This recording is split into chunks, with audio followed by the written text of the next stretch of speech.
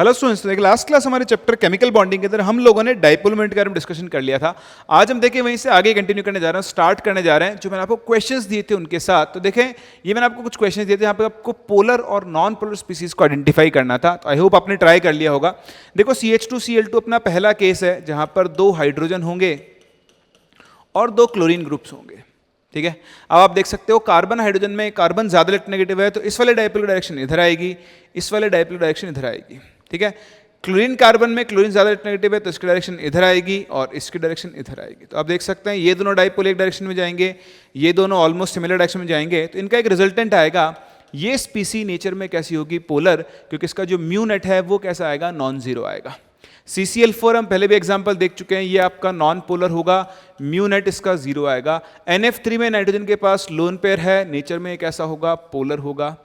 PCl3F2 sp3d hybridisation trigonal bipyramidal geometry होगी। तो मैं आपको सिखा चुका हूं कि इक्विटोरियल पोजीशंस के ऊपर क्लोरीन एटम आएंगे और एक्सियल पर फ्लोरीन आएगा ना। तो देखें यहां से इसकी डायरेक्शन इधर, इसकी डायरेक्शन इधर और इसकी डायरेक्शन इधर, तीनों का नेट रिजल्टेंट कैंसिल कर देगा, 120 पर है। इसकी डायरेक्शन इधर, इसकी डायरेक्शन इधर, तो इसका म्यू नेट कितना आ जाएगा? 0। तो मतलब ये जो आपकी स्पीसी है ये नॉन पोलर होगी। अब आप आओ PF2Cl3 पे। PF2Cl3 को अगर आप देखो तो देखो वही आपके पास इक्विटोरियल पोजीशन है और एक्सियल पोजीशन है। ठीक है, तो इक्विटोरियल पोजीशन पे पहले क्लोरीन आएगा। अच्छा, ये दोनों सेम ही तो आए, एक सेकंड, इसको करेक्ट करना है, PF3Cl2 होगा, सॉरी, वरना तो दोनों सेम ही हो जाएंगे। तो PF3Cl2 में देखो 2 तो आ गए क्लोरीन, अब बचे तीनों फ्लोरीन। देखो ये दोनों एक दूसरे को कैंसिल कर देंगे, लेकिन ये देखो इसकी डायरेक्शन इधर, इसकी डायरेक्शन इधर और इसकी डायरेक्शन क्या होगी? इधर होगी। अब देखो इन दोनों का एक रिजल्टेंट आएगा इधर, लेकिन अगर ये μ1 है तो ये कुछ μ2 होगा, दोनों सेम नहीं होंगे, तो इसका जो म्यू नेट है वो नॉन जीरो आएगा और ये नेचर में कैसा होगा? पोलर होगा। अब आप देखो ClO4 माइनस, ClO4 माइनस में अगर मैं देखूं तो मुझे एक चीज दिखती है कि double bond oxygen, double bond oxygen, double bond oxygen and O minus. ठीक है, तो अगर मैं इन तीनों का डाइपोल मोमेंट देखूं इस वाले बॉन्ड का, तो इसकी डायरेक्शन इधर, इसकी डायरेक्शन इधर, इसकी डायरेक्शन और इसकी डायरेक्शन इधर। लेकिन पॉइंट यह है कि डबल बॉन्ड और ये सिंगल बॉन्ड है, और आप ये जानते हो dipole moment mu is equals to क्या होता है? Q into D. डी होती है डिस्टेंस यानी बॉन्ड लेंथ। तो देखो डबल बॉन्ड की बॉन्ड लेंथ अलग होगी और सिंगल बॉन्ड की अलग होगी। तो बताओ ये वाला अगर म्यू है तो ये भी म्यू होगा, ये भी म्यू होगा, ये म्यू होगा या नहीं? नहीं, बिल्कुल होगा। क्यों होगा? क्योंकि देखो ये सब कॉन्जुगेशन में है। ये डबल माइनस चार्ज इधर आया तो डबल बॉन्ड इधर जाएगा, माइनस चार्ज इस पे आ जाएगा, इसका माइनस चार्ज इधर आया तो इस पे जाएगा, ऐसे डीलोकलाइज्ड है। तो कहने का मतलब यहां पर क्या है कि all ClO bonds are same.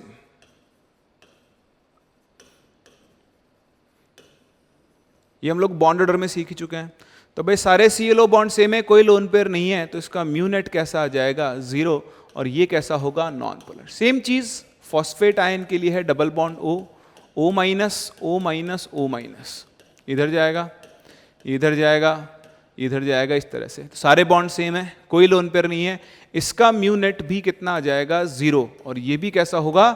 Non polar. तो अगर आपने ऐसा कर दिया तो आपका गेम हो जाएगा। गेम क्यों हो जाएगा? अरे भाई मैंने आपको जानबूझकर क्वेश्चन दिए हैं ताकि मैं आपको एक बहुत इंपॉर्टेंट चीज सिखा सकूं, वरना आप इसमें गलती कर देंगे। भाई इन पे नेगेटिव चार्ज है, नेगेटिव चार्ज है, ये नेगेटिव पोल है, ये डाइपोल की तरह काम ही नहीं कर रहा है, एक नेगेटिव पॉइंट चार्ज है, मतलब ये एक नेगेटिव पॉइंट चार्ज की तरह काम करेगा। डाइपोल वर्ड जो हम यूज करते हैं वो यूज ही न्यूट्रल स्पीसीज के लिए करते हैं, जिसमें एक नेगेटिव पॉजिटिव दोनों पोल जनरेट हो, तो इसे आप डाइपोल मोमेंट कैटेगरी से बात नहीं करोगे। इस बात को आप समझें। ठीक है, वो पहले से नेगेटिवली चार्ज्ड है, वो पोलर है, अपने आप से ही पोलर है, उसके पास पहले नेगेटिव चार्ज है, जहां भी कहीं पॉजिटिव चार्ज हुआ ये उसकी तरफ अट्रैक्ट होगा। ठीक, चलिए इस तरह देखें, आगे बढ़ते हैं। XeOF4। तो XeOF4 अगर आप देखो तो जिनॉन के वैलेंस शेल में 8 इलेक्ट्रॉन होते हैं, 4 फ्लोरीन के साथ 2 6, एक लोन पेयर बचेगा। तो इसका हाइब्रिडाइजेशन आ गया sp3d2। तो इसकी ज्योमेट्री जो होनी चाहिए वो ऑक्टाहेड्रल होनी चाहिए, लेकिन एक तो आ गया लोन पेयर, इधर आ जाएगा double bond O, fluorine, fluorine fluorine, आपको दिख रहा है लोन पेयर है तो म्यूनेट नॉन जीरो ही आएगा, मतलब ये कैसा होगा, पोलर होगा। XeO2F2, फिर से वही देखो 8 में से 4 यहाँ शेयर हुए, 2 यहाँ, 1 लोन पेयर बचेगा इसके पास। लेकिन अब इसका जो हाइब्रिडाइजेशन है वो आएगा sp3d। तो sp3d के हिसाब से trigonal bipyramidal geometry, lone pair equatorial position पे, डबल बॉन्ड इक्विटोरियल पोजीशन पे, फ्लोरीन एक्सियल पोजीशन पे। तो ये दोनों कैंसिल करेंगे, बट ये सारे कैंसिल नहीं होंगे, लोन पेयर है, म्यूनेट नॉन जीरो आएगा, ये भी नेचर में कैसा होगा, पोलर होगा। वहीं अगर आप XeO3F2 को देखो तो ये नेचर में कैसा होगा, नॉन पोलर होगा। नॉन पोलर क्यों होगा भाई, देखो XeO3F2 में क्या होगा, तीनों डबल बॉन्ड आएंगे इक्विटोरियल पोजीशन पे, इधर एक फ्लोरीन इधर एक फ्लोरीन होगा, तो ये आपके पास नॉन पोलर हो गया।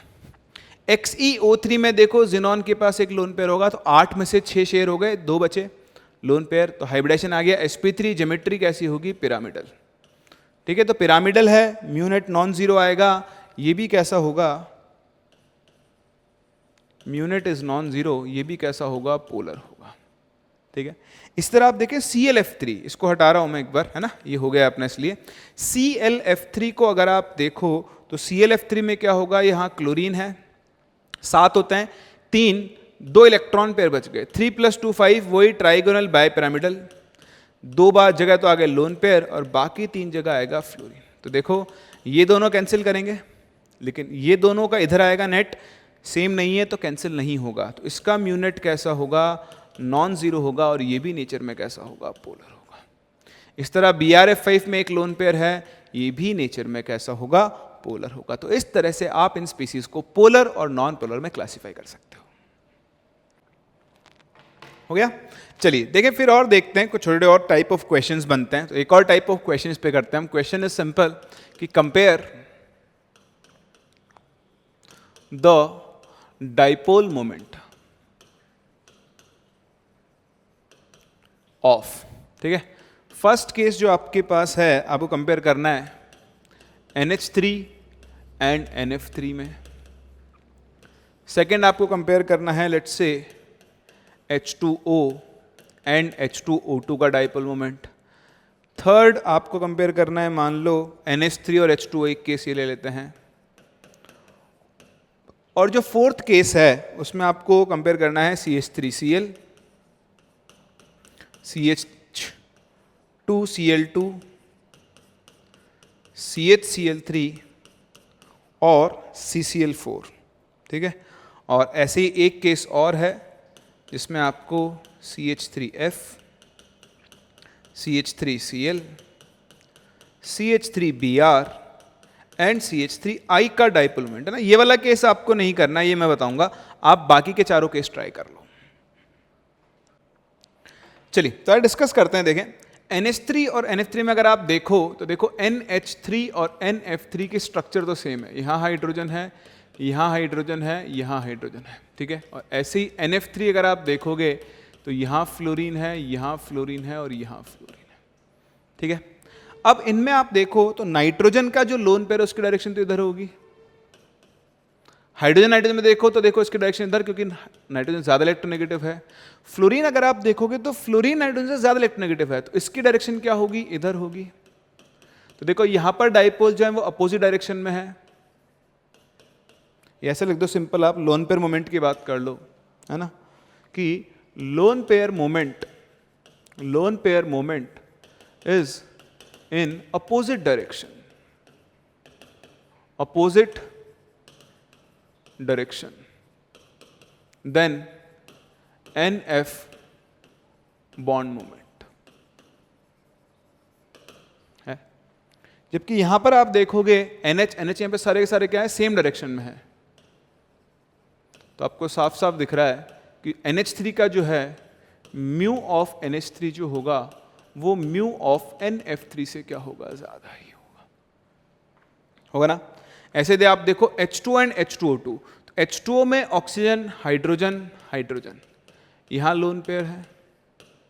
H2O2 की स्ट्रक्चर जो है वो थोड़ी डिफरेंट होती है, ओपन बुक लाइक स्ट्रक्चर आप इसे बोलते हो। तो यहां देखो ऑक्सीजन के पास लोन पेयर है, यहां पर भी लोन पेयर है, ठीक है, तो इसकी डायरेक्शन इधर, इस वाली डायरेक्शन इधर। पर ये जो लोन पेयर के मोमेंट्स हैं ये सब आपके एक डायरेक्शन में जाते हैं।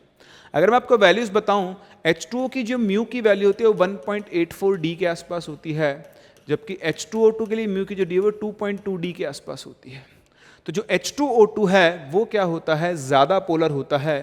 तो यहाँ पर अगर आप ऑर्डर देखो तो म्यू ऑफ H2O2 जो है वो म्यू ऑफ H2O से ज़्यादा होता है। समझ सकते हैं? तो इस तरह से आप इन दोनों के डाइपोल मोमेंट को कंपेयर कर सकते हैं। सिमिलरली देखें NH3 एंड H2O में अगर आप कंपेयर करोगे तो अब आप देखो both in NH3 and H2O, H2O में देखो वैसे दिख रहा है आपको दो लोन पेयर हैं पहली बात तो इन लोन पेयर के मोमेंट्स इस डायरेक्शन में है, बॉन्ड मोमेंट्स भी इसी डायरेक्शन में है। NH3 के लिए भी सेम है, लेकिन यहां पर एक तो एक लोन पेयर का मोमेंट है, दूसरा नाइट्रोजन हाइड्रोजन और ऑक्सीजन हाइड्रोजन में ऑक्सीजन और हाइड्रोजन की इलेक्ट्रोनेगेटिविटी का डिफरेंस क्या होता है, ज्यादा होता है। तो यहां पर more electronegativity difference implies to more charge या फिर ग्रेटर मैग्नीट्यूड ऑफ चार्ज। ठीक है, चार्ज ज्यादा होगा मतलब ग्रेटर डाइपोल मोमेंट आएगा।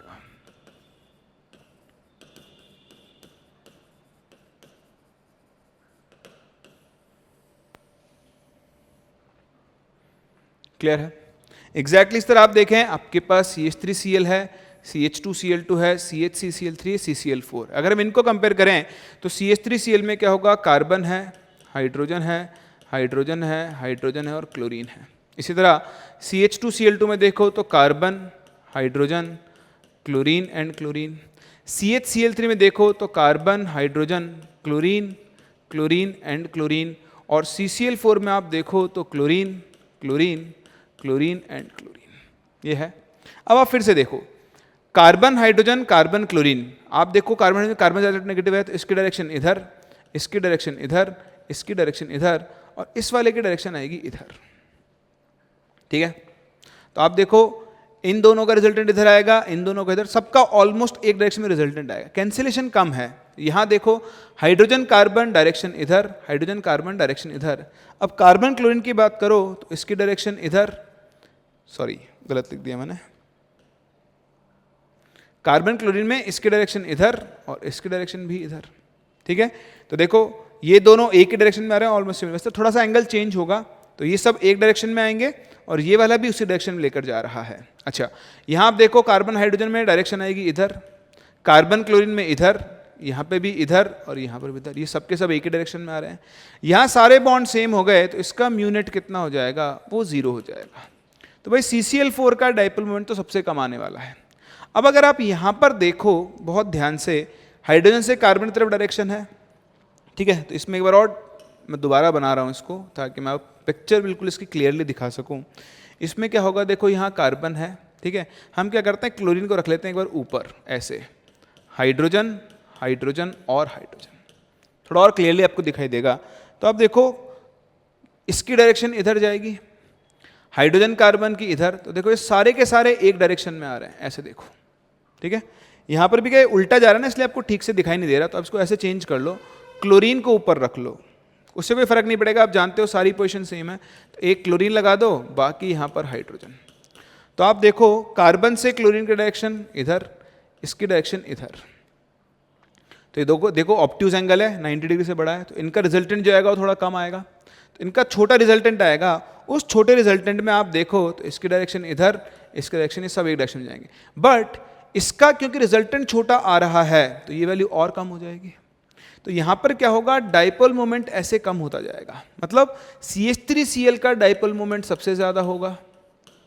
ठीक है, फिर उसके बाद अगला नंबर आएगा CH2Cl2 का, फिर आपके पास आएगा CHCl3 और लास्ट में क्या आएगा, CCl4। समझ पा रहे हैं? तो इस तरह से आप इनका डाइपोल मोमेंट कंपेयर कर सकते हो। चलिए अब देखें लास्ट वाला केस। तो लास्ट वाले केस में आपको समझना होगा, बाकी सब कुछ ठीक है। एक यहाँ पर CF है, एक यहाँ पर CCl है, एक यहाँ पर CBr है और एक यहाँ पर CI है। तो देखो जो आपका डाइपोल मोमेंट, इसको मैं नेक्स्ट पेज पे लेके चलता हूँ। आपका जो डाइपोल मोमेंट होता है म्यू, बताओ वो किस पर डिपेंड करता है? चार्ज इनटू डिस्टेंस पर। अब carbon fluorine, carbon chlorine, carbon bromine and carbon iodine, तो देखो फ्लोरीन ज्यादा इलेक्ट्रोनेगेटिव है, तो फ्लोरीन इसके ऊपर ज्यादा नेगेटिव चार्ज जनरेट करेगा, क्लोरीन रिलेटिवली कम चार्ज जनरेट करेगा, है ना, डबल पार्शियल मतलब और भी छोटा चार्ज है। तो एक चीज तो ये, लेकिन अगर हम बॉन्ड लेंथ की बात करें तो D1 और D2, तो बॉन्ड लेंथ जो है वो D2 जो होगी वो D1 से बड़ी होगी, क्योंकि क्लोरीन का साइज क्या होता है? बड़ा होता है। तो Q वाला फैक्टर इसके लिए ज्यादा है और D वाला फैक्टर इसके लिए ज्यादा है। तो इन दोनों में फाइट होती है और फाइट होने में जीतता कौन है? क्लोरीन। तो ये आपको याद रखना होगा, इनका म्यू का ऑर्डर बहुत बहुत बहुत इंपॉर्टेंट है, इसे आप जरूर जरूर जरूर याद रखें। क्या? सबसे आगे आएगा CH3Cl डिस्टेंस की वजह से, फिर चार्ज डोमिनेट करेगा CH3F, फिर आपके पास आ जाएगा CH3Br और फिर कौन आ जाएगा? CH3I। तो इस चीज के ऊपर आप जरूर जरूर जरूर फोकस करें। ये आपको डायपोल मोमेंट्स कंपेयर करने आना चाहिए, कुछ भी रटने की जरूरत नहीं, ये रटना पड़ेगा ऑब्वियसली, ध्यान रखने का, रटने का नहीं है। और इसमें कंपटीशन चलेगा कार्बन क्लोरीन और कार्बन फ्लोरीन में, तो इसका आपको ध्यान रखना है। बाकी आपको डायपोल मोमेंट बहुत अच्छे से कंपेयर करना चाहिए। कर सकते हैं, कॉपी करें, फिर चलते हैं एप्लीकेशंस ऑफ डायपोल मोमेंट की तरफ। चलिए अब इससे बढ़ते हैं आगे और देखते हैं इसका second application, that is identification of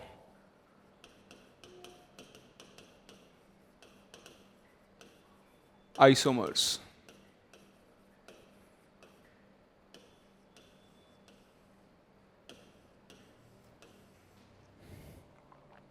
ठीक है, अब इसमें देखो आपको आइडेंटिफिकेशन ऑफ आइसोमर्स में तो बेसिकली आपको cis trans isomers, ortho meta para isomers, इनके कई बार आपको डायपोल मोमेंट कंपेयर करने होते हैं, या फिर इनके डायपोल मोमेंट से आप आइसोमर का आइडिया लगा सकते हैं। तो देखो मैं कुछ भी स्टार्ट करूं तो हमारे पास दो तरह के ग्रुप होते हैं।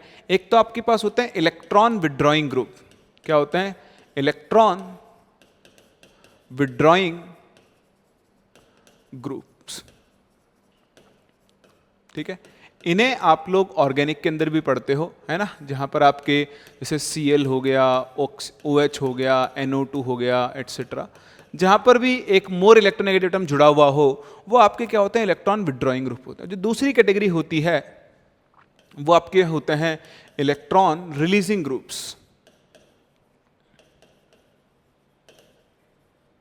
तो एक्चुअली क्या होगा? डाइपोल की डायरेक्शन चेंज होगी, जैसे मिथाइल ग्रुप हो गया आपके पास, ठीक है, तो इलेक्ट्रॉन विड्रॉ कर रहा है तो डायरेक्शन उसकी तरफ होगी, इलेक्ट्रॉन रिलीज कर रहा है तो डायरेक्शन क्या होगी? डाइपोल की अपोजिट होगी। तो डिपेंडिंग ऑन कि आपके जो कंपाउंड है उसके ऊपर सेम टाइप के ग्रुप जुड़े हुए हैं या फिर अपोजिट टाइप के जुड़े हुए हैं, हम सिस और ट्रांस आइसोमर के डाइपोल मोमेंट को कंपेयर कर सकते हैं। तो देखें इसी के अंदर जो आपका पहला केस बनेगा, when groups of same nature are attached.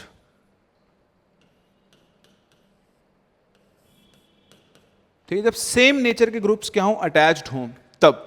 तो आप ध्यान से देखना, जैसे मान लो मैं सिंपल एक एल्कीन ले लेता हूं, इधर मैंने लगाया Cl, इधर मैंने लगा दिया H, इधर मैंने लगाया Cl और इधर मैंने लगा दिया H। देखो दोनों Cl सेम साइड हैं, जब सेम टाइप के ग्रुप सेम साइड होते हैं तो उसे हम सिस आइसोमर बोलते हैं। तो ये कौन सा आइसोमर है? आपका सिस आइसोमर है।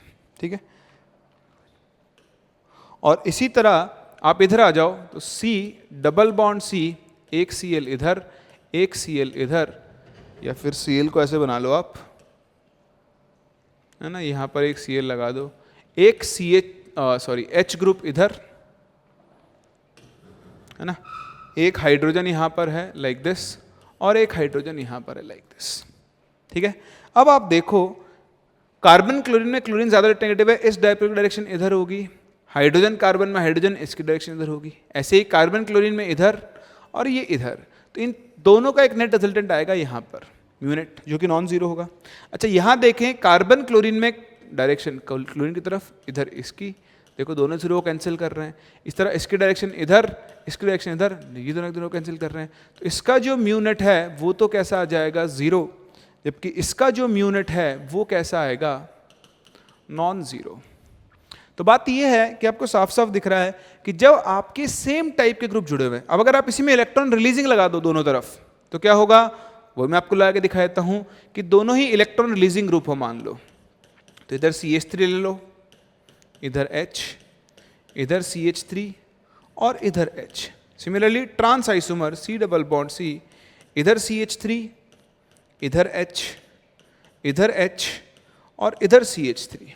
ठीक है, डायरेक्शन से देखें वापस से, तो कार्बन CH3 रिलीजिंग ग्रुप है तो डायरेक्शन E इलेक्ट्रॉन देगा तो इसकी तरफ जाएगा। कार्बन हाइड्रोजन में हाइड्रोजन ज्यादा नेगेटिव है तो इसकी डायरेक्शन इधर और इसकी डायरेक्शन क्या होगी इधर। अब आप देखो ये दोनों एक दूसरे के, देखो इसको, ये अगर μ1 है तो ये भी μ1 है, ये μ2 है तो ये भी μ2 है, तो ये दोनों अपोजिट हैं बट दोनों एक दूसरे को पूरा पूरा कैंसिल नहीं करेंगे, यहां पर भी पूरा पूरा कैंसिल नहीं करेंगे, तो इसका म्यूनेट कम आएगा लेकिन नॉन जीरो आएगा। यहां देखो इसकी डायरेक्शन इधर, इसकी डायरेक्शन इधर, ये μ1 तो ये भी μ1, पूरा पूरा कैंसिल कर रहे हैं। देखो इसकी डायरेक्शन इधर, सॉरी इसकी डायरेक्शन इधर और इसकी डायरेक्शन इधर, ये भी दूसरे को कैंसिल कर रहे हैं, इसका म्यूनेट कितना आ जाएगा, 0 आ जाएगा। तो बहुत सिंपल सी बात है, अगर आपके पास सेम नेचर के ग्रुप जुड़े हुए हैं तो ये पक्का है कि सिस आइसोमर का म्यूनेट कैसा आएगा, नॉन जीरो, और ट्रांस वाले का क्या आएगा, 0। मतलब उस केस में सिस हमेशा कैसा होगा, पोलर होगा, और जो ट्रांस होगा वो कैसा होगा, नॉन पोलर। ये रटने की जरूरत नहीं है, देखें और जाने दें, तो मैंने इसे लिख दिया है बस आपके सामने, बाकी इसको याद वाद नहीं रखना है। चलिए, ये तो वो केस है जब आपके पास सेम नेचर के ग्रुप अटैच्ड है। अगर आपके पास अलग अलग नेचर के ग्रुप अटैच्ड हो तो आओ देखते हैं उस केस में क्या होगा। तो हेडिंग डालें next, when groups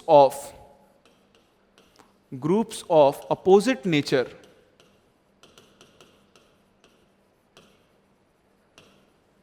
are attached.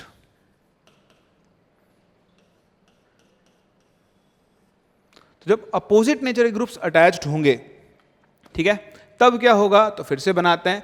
तो देखो एक केस ये ले लो, C डबल बॉन्ड C, इधर आप लगा दो और एक तरफ लगा दो Cl, एक तरफ H, एक तरफ लगा दो CH3 और एक तरफ लगा दो H। तो देखो ये फिर से आपका सिस आइसोमर है, हाइड्रोजन के रिस्पेक्ट में है। इसी का ट्रांस बना दो तो वही हाइड्रोजन के रिस्पेक्ट में ट्रांस बनेगा, तो एक H इधर, एक H इधर, एक CH3 इधर और एक Cl इधर। ठीक है, अब हम देखते हैं डायरेक्शंस। तो यहां देखो आप, कार्बन क्लोरीन कौन ज्यादा इलेक्ट्रोनेगेटिव है, क्लोरीन, तो इसकी डायरेक्शन इधर जाएगी। कार्बन हाइड्रोजन, इसकी डायरेक्शन इधर जाएगी, इसकी डायरेक्शन इधर जाएगी और इसकी डायरेक्शन इधर आएगी, है। ठीक है, अब देखो ये आपस में कैंसिल कर रहे हैं क्या, तो ये दोनों एक डायरेक्शन में जा रहे हैं, ये दोनों एक दूसरे को कैंसिल कर रहे हैं, है ना। तो इनका एक रिजल्टेंट आएगा, ये दोनों इधर सेम डायरेक्शन में जाएंगे। तो दो डाइपोल, इसको μ1 बोल दो, इसको μ2 बोल दो, इसको μ3 बोल दो और ये μ1 है। तो μ1 प्लस μ2 जा रहा है और एक μ3 माइनस μ1 का रिजल्टेंट आएगा। ठीक है, अच्छा यहां देखें तो कार्बन हाइड्रोजन में कार्बन की तरफ जाएगा, ये इधर जाएगा, दोनों से रो कैंसिल कर देंगे। यहां देखो ये इलेक्ट्रॉन रिलीजिंग है तो इसकी डायरेक्शन इधर और ये इसके डायरेक्शन भी इधर। यहां देखो दोनों के दोनों प्रॉपर सेम डायरेक्शन में आ रहे हैं। अब देखो नाम दे दो, तो इसको μ1, ये μ2 और μ2 तो कैंसिल हो गए और ये μ3। तो देखो यहां पर भी दो डाइपोल सेम डायरेक्शन में जा रहे थे, एक CH वाला और एक CCH3 वाला, और तीसरा डाइपोल एक और था जिसका रिजल्टेंट इनके बीच में आता। मतलब 3 डाइपोल का रिजल्टेंट आता, और ये जो एंगल है आप देखो कार्बन sp2 है तो 120 है, तो वो और कम आ जाता रिजल्टेंट। यहां पर दो डाइपोल्स सेम डायरेक्शन में जाकर अटैच हो रहे हैं सिर्फ। ठीक है, तो इस केस में क्या होगा, ट्रांस वाले का जो डाइपोल मोमेंट है वो क्या होगा, ज्यादा। तो देखो कंपेयर करने के लिए तो मैं वैल्यूज चाहिए, बट हाँ हम एक चीज बोल सकते हैं कि यहां पर सिस वाले का म्यूनेट भी कैसा है, नॉन जीरो है, और ट्रांस वाले का म्यूनेट भी कैसा है, नॉन जीरो है। यानी both cis and trans isomers will be polar in nature। जब सेम टाइप के ग्रुप जुड़े हुए हों तब तो आपका सिस पोलर होगा और ट्रांस कैसा होगा, नॉन पोलर। लेकिन जब अपोजिट नेचर के ग्रुप जुड़े हुए हों तो सिस और ट्रांस दोनों के दोनों ही कैसे हो जाएंगे, नॉन पोलर हो जाएंगे। आप इनकी वैल्यूज भी निकाल सकते हो, बट उसके लिए आपको म्यू1 म्यू2 चाहिए, मतलब कंपेयर भी कर सकते हो, बट म्यू1 म्यू2 म्यू3 का मैग्नीट्यूड चाहिए होगा और एंगल चाहिए होंगे, तभी हम एग्जैक्टली कंपेयर कर पाएंगे। तो अभी हम बोले तो ट्रांस का ज़्यादा दिख रहा है, बट हम वैल्यूज के बिना उसकी बात नहीं कर सकते। तो अभी आप सिंपली कंपेयर कर सकते हो कि सिस और ट्रांस आइसोमर में कौन सा पोलर होगा और कौन सा नॉन पोलर होगा, और वो किस चीज़ पर डिपेंड करता है कि आपका ग्रुप जो है वो सेम टाइप का है या फिर अपोजिट टाइप का है। क्लियर है? कॉपी हो गया आपका ये? चलिए अब ऐसे एक और केस करवाता हूं मैं आपको, जो आपके पास ऑर्थो मेटा पैरा आइसोमर्स होते हैं। Next is ortho Meta and para isomers. इनके केस में भी फिर से वही दो केस बनाने पड़ेंगे हमें। Case 1, when groups of same nature are attached. जब एक ही नेचर के ग्रुप्स क्या हों, अटैच्ड हों। जैसे देखो ये आपके पास बेंजीन रिंग है, यहां क्लोरीन और यहां क्लोरीन है, ठीक है। ऐसे आप देखो यहां पर एक क्लोरीन यहां है, एक क्लोरीन यहां है, और तीसरा एक क्लोरीन यहां है, एक क्लोरीन यहां, ठीक है। अब क्लोरीन इलेक्ट्रॉन विड्रॉइंग नेचर है, तो आओ कंपेयर करते हैं। देखो ये कार्बन से अगर क्लोरीन देखोगे तो इसकी डायरेक्शन जाएगी इधर, म्यू बोल लेते हैं इसको, ये भी क्या होगा, म्यू होगा। तो म्यू और म्यू, और दोनों के बीच का एंगल कितना है, 60 डिग्री है। यहां देखें कार्बन क्लोरीन में कार्बन ज्यादा इलेक्ट्रोनेगेटिव है, तो इसकी डायरेक्शन इधर और इसकी डायरेक्शन इधर, ये म्यू तो ये भी म्यू, और जो एंगल होगा वो 120 डिग्री होगा। कार्बन क्लोरीन इसकी डायरेक्शन इधर और इसकी डायरेक्शन इधर, ये भी म्यू और ये भी म्यू, दोनों का एंगल कितना है, 180 डिग्री होगा। तो देखो ये तो दिख रहा है इसका म्यू नेट तो क्या होगा, 0 होगा, तो नॉन पोलर होगा। इन दोनों में देखूं तो देखो म्यू और बीच में एंगल 120 डिग्री है, तो इसका रिजल्टेंट कम आएगा। यहां ऑब्ट्यूज एंगल है, इन दोनों का रिजल्टेंट म्यू से भी बड़ा आएगा ना, √μ1² प्लस μ2² प्लस 2μ1 μ2 cos थीटा, ठीक है। तो इस तरह से आप देखोगे कि जो आपका ऑर्थो आइसोमर है ये है मेटा और ये है पैरा। तो जब सेम नेचर के ग्रुप अटैच्ड होते हैं तो ऑर्थो का सबसे ज्यादा, फिर आएगा मेटा और फिर क्या आएगा, पैरा। ऑर्थो सबसे ज्यादा पोलर होगा, फिर मेटा होगा और फिर पैरा होगा। क्लियर है? अब अगर ग्रुप अपोजिट नेचर के हो जाए तो क्या होगा, तो इसे कॉपी करो फिर उसको डिस्कस करते हैं। चलिए फिर देखें, इसी में एक और केस बनता है जब आपके पास अपोजिट नेचर ग्रुप जोड़ दो, है ना। तो केस 2 बनाते हैं इसी का। देखो केस 2 क्या होगा, when groups of opposite nature are attached. जब अपोजिट नेचर ग्रुप्स अटैच होंगे तो आपके पास क्या होगा, कैसे आप डाइपोल मोमेंट कंपेयर करते हैं। तो बहुत ध्यान से देखें, बहुत ध्यान से, कि यहां पर आपने एक Cl ग्रुप लगा दिया, यहां Cl ग्रुप लगा दिया है, ठीक है, सॉरी Cl है, तो एक जगह हम लगा देते हैं CH3 ग्रुप, तो यहां पर मैं लगा देता हूं CH3, ठीक। इसी तरह से ये Cl और ये CH3, और एग्जैक्टली इसी तरह से ये Cl और यहां पर क्या होगा, CH3 ग्रुप होगा, ठीक है। अब आप देखो, अब यहां पे क्या है, कार्बन क्लोरीन में कौन ज्यादा इलेक्ट्रोनेगेटिव है, क्लोरीन, तो इसकी डायरेक्शन जाएगी इधर, और यहां देखो इसकी डायरेक्शन जाएगी इधर, क्योंकि ये इलेक्ट्रॉन रिलीजिंग ग्रुप है, इसको हम प्लस आई वाले ग्रुप बोलते हैं, अगर आपने ऑर्गेनिक में पढ़ लिया हो। वरना आप इलेक्ट्रॉन रिलीजिंग है तो इलेक्ट्रॉन रिलीज करेगा, तो इसकी डायरेक्शन इस तरफ जाएगी, ठीक है।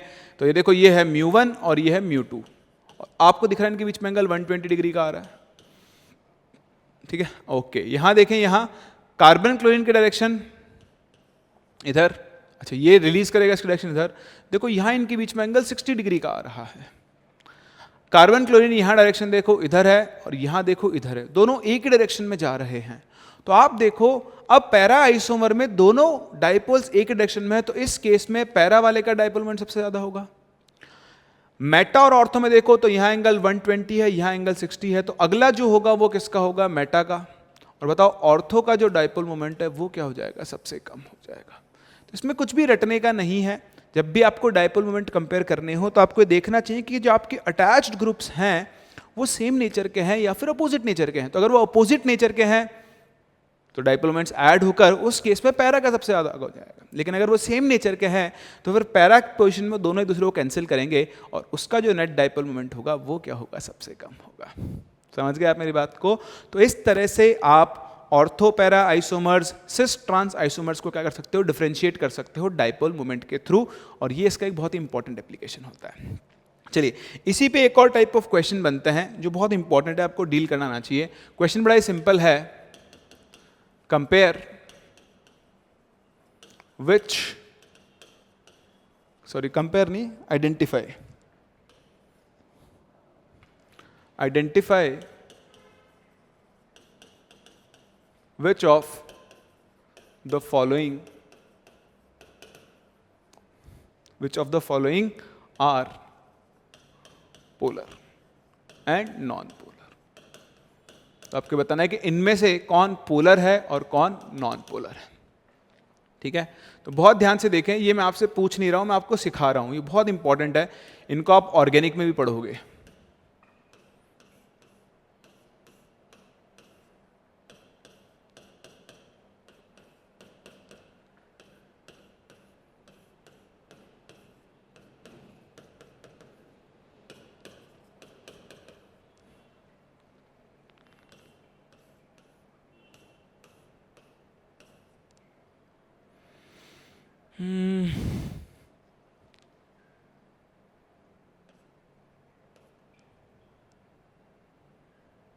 अच्छा, BR ले लो इस तरह से।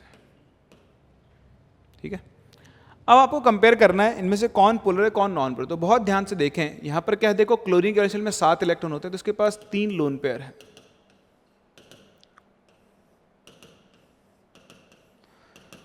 तो अब ये मैं आपको बता रहा हूं, ये आपके लिए इंफॉर्मेटिव और आपको आगे के लिए इसको ध्यान रखना है कि इसके केस में क्या होता है कि द डाइपोल मोमेंट, ये डाइपोल मोमेंट मत लिखो आप, सिंपल इसको लिख सकते हो लोन पेयर मोमेंट। क्या लिख सकते हो, loan pair moment. So the loan pair moment, loan pair moment aligns in such a way that net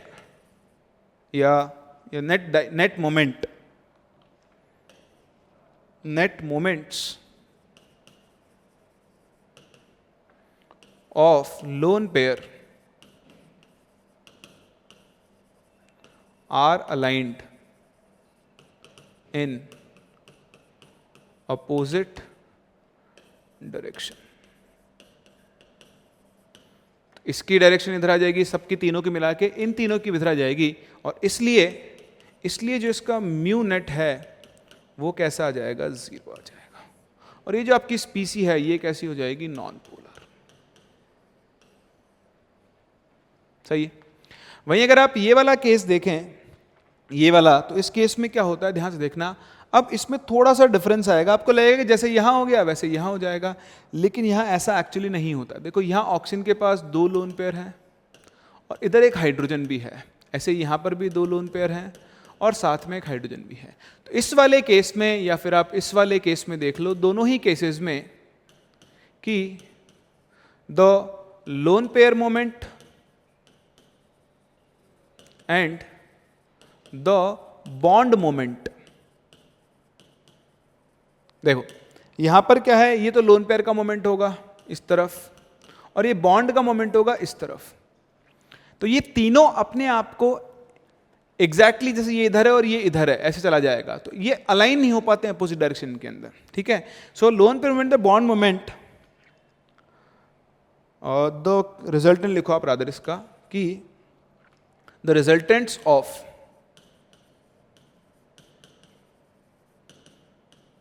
of lone pair moment and bond moment do not get aligned in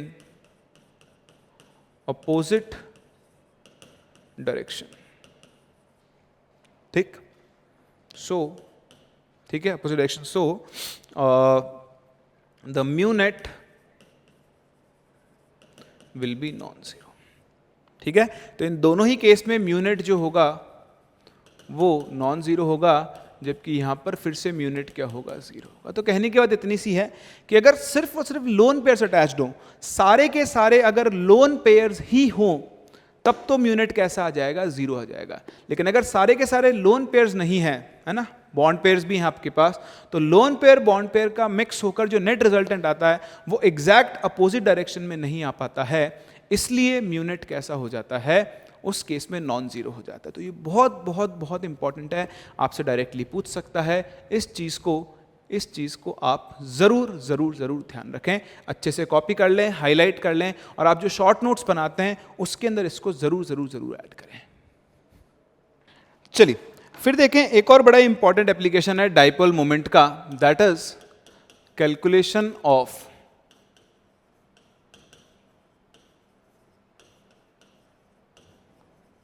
percent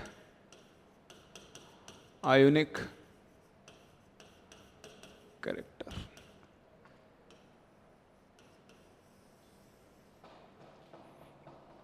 ठीक है, तो कैसे हम लोग percentage आयनिक character calculate करते हैं, तो बहुत ध्यान से देखना है। एक बहुत सिंपल सा फॉर्मूला है इसका, आप इस फॉर्मूले को जरूर याद रखें। परसेंटेज आयनिक कैरेक्टर इन अ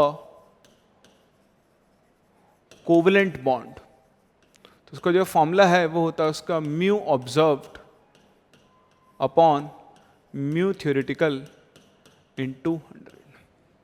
तो mu observed upon mu theoretical into 100, बस ये डायरेक्ट फॉर्मूला है जिसे आप यहां से कैलकुलेट कर सकते हो। अब म्यू ऑब्जर्व्ड तो आपको क्वेश्चन में गिवन होगा, ये म्यू थ्योरेटिकल आप कैसे कैलकुलेट करते हो, तो भाई म्यू थ्योरेटिकल मैंने आपको क्या बताया कि यहाँ पर जैसे कोई भी एक कोवेलेंट बॉन्ड है, तो हम ये बोलते हैं कि कोवेलेंट बॉन्ड में पार्शियल चार्जेस आते हैं, पार्शियल नेगेटिव पार्शियल पॉजिटिव, तो मैक्स टू मैक्स उसके ऊपर कौन सा चार्ज आ सकता है, कंप्लीट पॉजिटिव और कंप्लीट नेगेटिव, यानी एक यूनिट का चार्ज इस पे आ सकता है और एक यूनिट का चार्ज इस पे आ सकता है। तो जो थ्योरेटिकल चार्ज आ सकता है क्यू थ्योरेटिकल, वो कितना हो सकता है, एक इलेक्ट्रॉन के चार्ज के बराबर, जबकि एक्चुअल कंडीशन में तो +1 -1 नहीं आता, पार्शियल पॉजिटिव और पार्शियल नेगेटिव आता है। तो ये इन दोनों के बीच में क्या होगा, डिफरेंस होगा। जब आप थ्योरेटिकल चार्ज कैलकुलेट कर रहे हो तो आपको इस चीज का ध्यान रखना चाहिए। ठीक है, तो ये आप कैसे करोगे, ये मैं आपको क्वेश्चन समझाता हूं। देखिए बहुत ही सिंपल सा क्वेश्चन है आपके सामने कि the dipole moment of HBr is 1.25 d। तो आपको dipole moment mu of HBr दिया हुआ है, कितना है, 1.25 d यानी डिबाई है, और आपको HBr की बॉन्ड लेंथ दी हुई है, वो कितनी है, 1.6 एंगस्ट्रॉम है। ठीक है, तो अब आप क्या करोगे, आप इसका म्यू थ्योरेटिकल निकालोगे। म्यू थ्योरेटिकल कैसे, चार्ज इनटू डिस्टेंस, तो चार्ज कितना है, 1.6 इंटू 10⁻⁻19 कूलम्स है, इंटू डिस्टेंस d कितनी है, 1.6 इंटू 10⁻10, ये मीटर और ये कूलम्स। ठीक है, तो देखो ओवरऑल बन गया 2.56, 1.6 into 1.6 into 10⁻29 coulombs into metre, ये है म्यू थ्योरेटिकल। म्यू ऑब्जर्व्ड आपको दिया हुआ है, ये रहा म्यू ऑब्जर्व्ड, वो कितना है, 1.25 डिबाई, डिबाई को बदलो कूलम्स इंटू मीटर में, तो into 3.33 into 10⁻30 coulombs into metre आ गया। तो यहाँ से आप इसका परसेंटेज आयनिक कैरेक्टर निकाल सकते हो, कैसे, mu observed upon mu theoretical into 100। तो म्यू ऑब्जर्व्ड कितना है, म्यू ऑब्जर्व्ड आपके पास है 1.25 into 3.33 into 10⁻30 divided by mu theoretical, mu theoretical कितना है, 2.56 इंटू 10⁻29, और इंटू 100 और कर दो, तो आप इसका परसेंटेज आयनिक कैरेक्टर है ना, मैंने पीछे फॉर्मूला 100 किया था ना, हाँ किया था। ठीक है, तो इस तरह से आप इसका क्या कर सकते हो, परसेंटेज आयनिक कैरेक्टर कैलकुलेट कर सकते हो यूजिंग डाइपोल मोमेंट। तो ये थी सारी कहानी डाइपोल मोमेंट की। डाइपोल मोमेंट क्या होता है, डाइपोल मोमेंट से ही आप ये बता सकते हो कि गिवन स्पीसी मॉलिक्यूल कंपाउंड पोलर है या फिर नॉन पोलर है। आप उसका नेट डाइपोल मोमेंट निकालें, अगर नेट डाइपोल मोमेंट 0 आ गया तो वो स्पीसी कैसी होगी, पोलर। सॉरी नॉन पोलर, और अगर वो 0 नहीं आया तो वो आपकी स्पीसी कैसी होगी, पोलर। उसके अलावा 2 अलग अलग मॉलिक्यूल्स के आप डाइपोल मोमेंट कंपेयर कर सकते हो, कंपेयर करके आप उनके अंदर सिस आइसोमर है, ट्रांस आइसोमर है, ऑर्थो है, मेटा है, पैरा है, ये बता सकते हो।